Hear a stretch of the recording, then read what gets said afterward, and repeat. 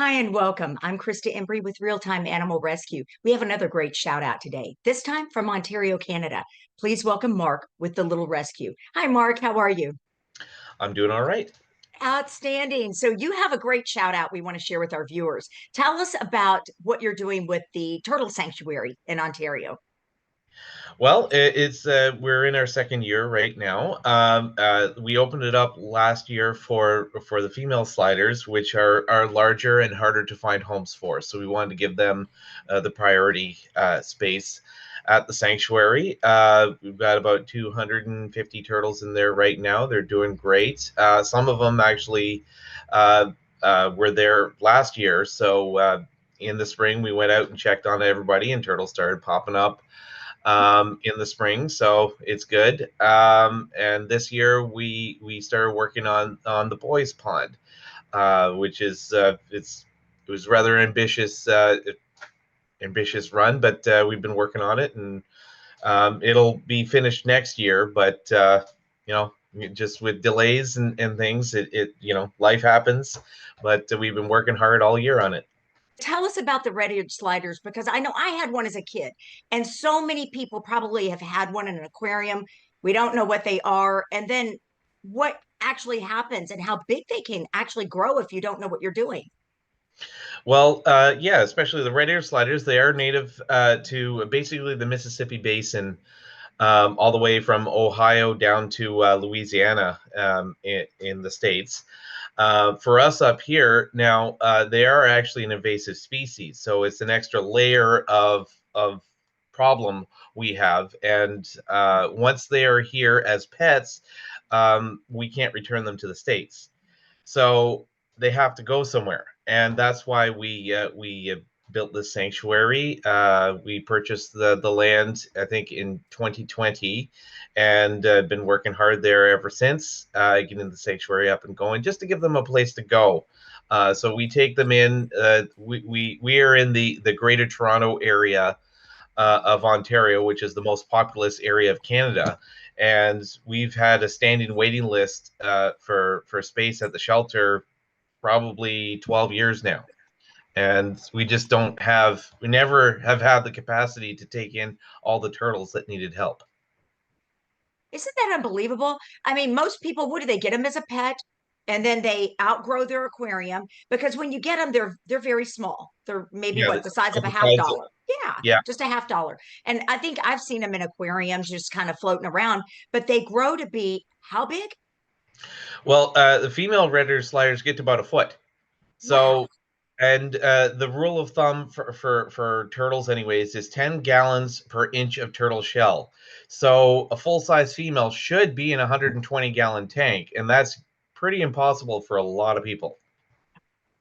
Yeah, I would think so. And that's not probably the best life anyway. Now, I know a lot of this came because of Audrey's legacy. And Yes. Audrey was a very special red-eared slider. Please tell us the story. And you've told me in the past, and it breaks my heart, but please tell our viewers.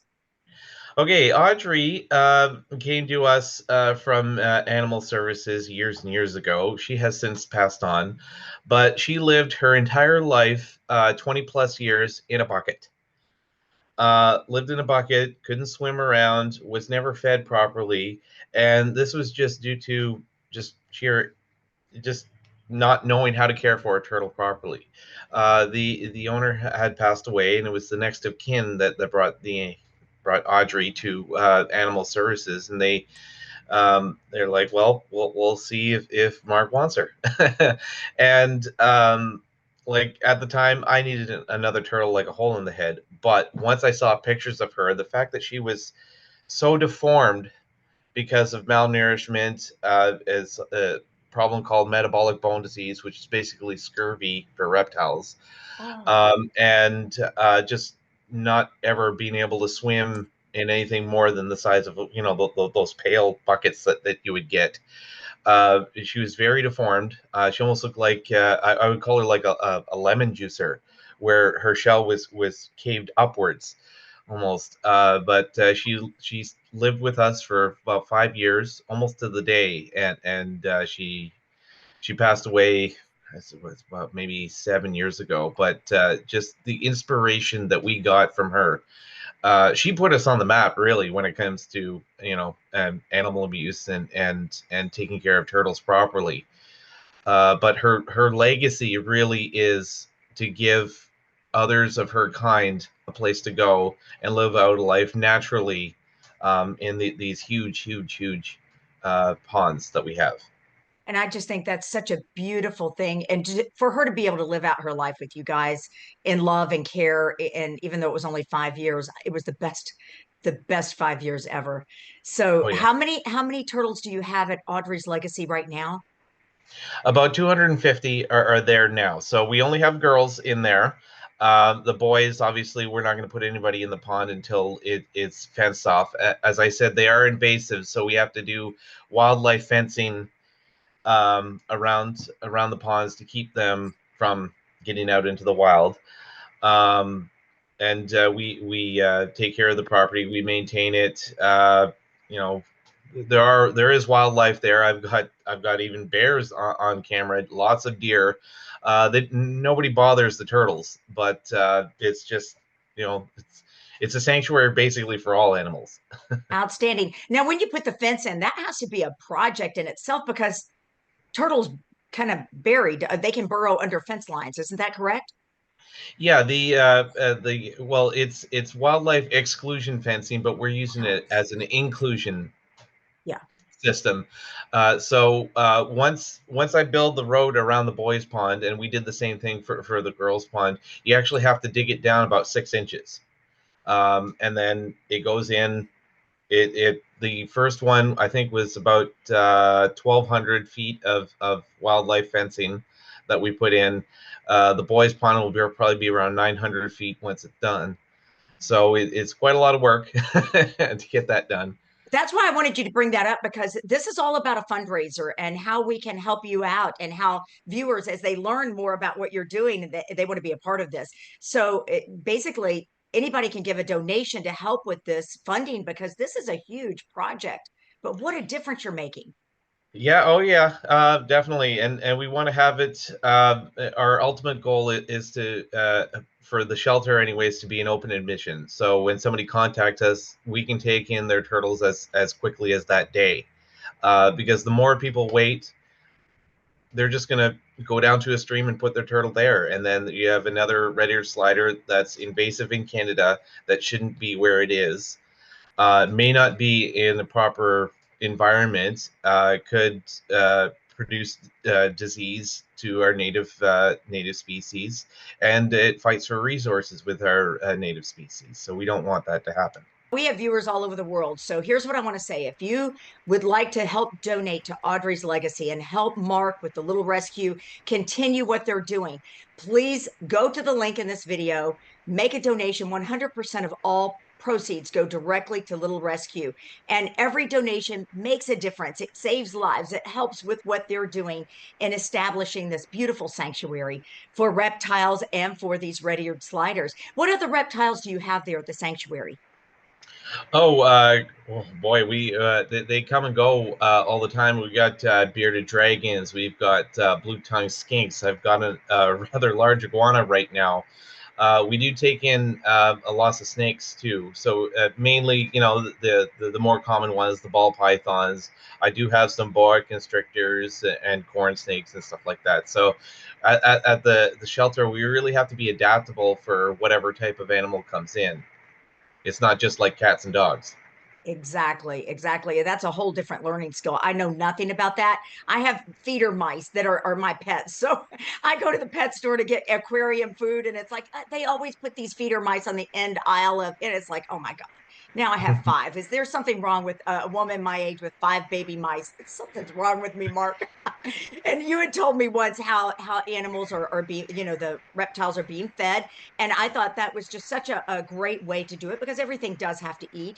And I think you use frozen. Is that correct? You use frozen? Yeah, for our snakes, yeah, we use frozen thawed, uh, mice and rats, and we have a supplier for baby chicks as Is that well. right?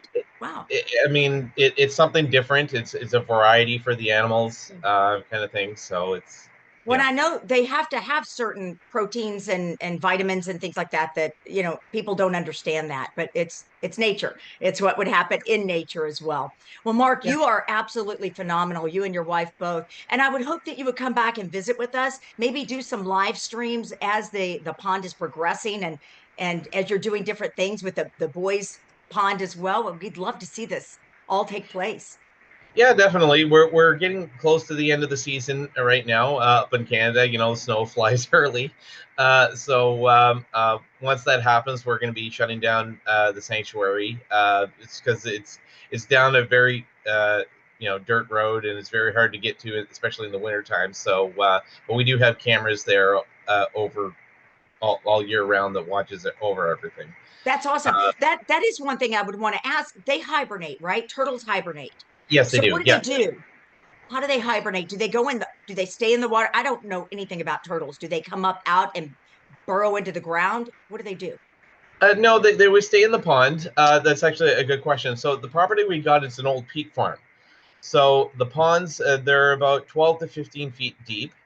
And it's one of those things where as you're walking out, you actually sink down another good 2 feet before you actually hit anything solid. So they have a whole layer there that in once it starts getting colder, usually around October, they would start slowing down, and then they would burrow down in the water, down into the muck at the bottom, and that's where they would hibernate. And we actually have, because the whole property's off grid, we have these windmills that pump oxygen into the ponds to make sure that the turtles actually have that they can absorb while they're hibernating, to give them the best chance of survival up in this area.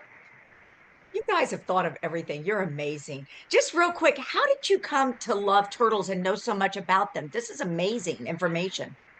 Well, I am of the age where I grew up with the Ninja Turtles, and that's, 89. That's when I got Apollos. So That's just self-explanatory then. I get it. I totally understand that. Well, we need more of you. So thank you and your wife both. Thank you for taking time to chat with us.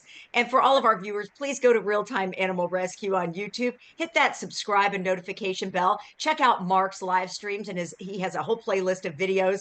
We'd love to show you more. And please think about a donation to help them complete Audrey's legacy. Thank you so much, Mark. You've been amazing. Have a wonderful day. you too. Okay. Thank you.